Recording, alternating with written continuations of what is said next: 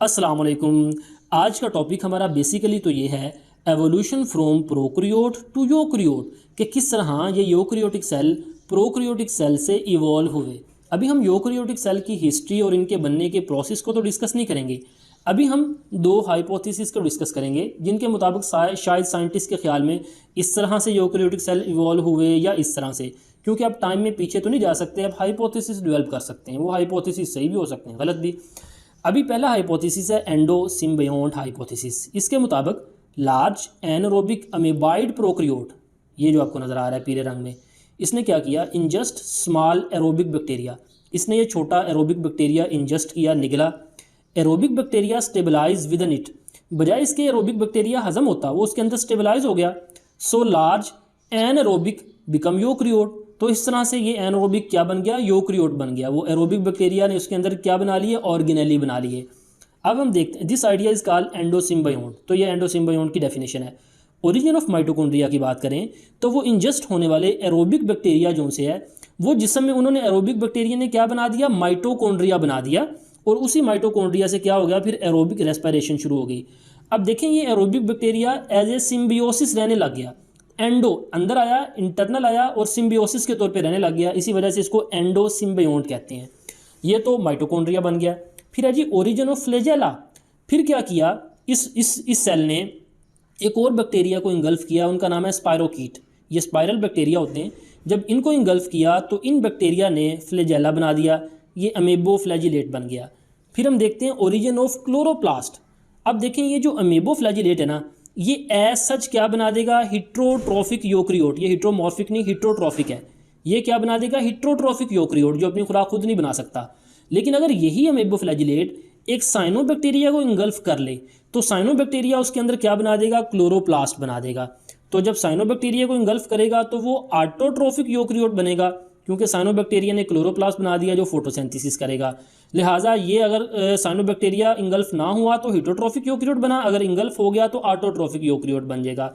याद रखें, बड़ा अहम एमसीक्यू एमडी कैट के लिहाज से भी, एफएससी के लिहाज से भी, कि ये जो माइटोकॉन्ड्रिया और क्लोरोप्लास्ट हैं, these are the organelles of symbiotic origin. ये एंडोसिम्बियोटिक ऑर्गेनेलीज हैं। नेक्स्ट दूसरा हाइपोथेसिस है मेम्ब्रेन इन्वेजिनेशन हाइपोथेसिस। इन्वेजिनेशन से मुराद है अंदर को दबना। इसके मुताबिक प्रोकैरियोटिक सेल मेम्ब्रेन इन्वेजिनेटेड, ये प्रोकैरियोटिक सेल है, इसकी मेम्ब्रेन मुख्तलिफ जगहों से इन्वेजिनेट होना शुरू हो गई, अंदर को दबना शुरू हो गई। Enclosed copies of genetic material, और उस मेम्ब्रेन ने अपने अंदर जेनेटिक मटीरियल को इनक्लोज करना शुरू कर दिया, अपने अंदर लाना शुरू कर दिया। ये जीनोम आ गया, genetic material. Several double membrane bound entities form by invagination. इसी मेम्ब्रेन की इन्वेजिनेशन से ये देखें डबल मेम्ब्रेन स्ट्रक्चर बनना शुरू हो गए, डबल मेम्ब्रेन एंटिटीज बनना शुरू हो गई, यहाँ पे यहाँ पे यहाँ पे।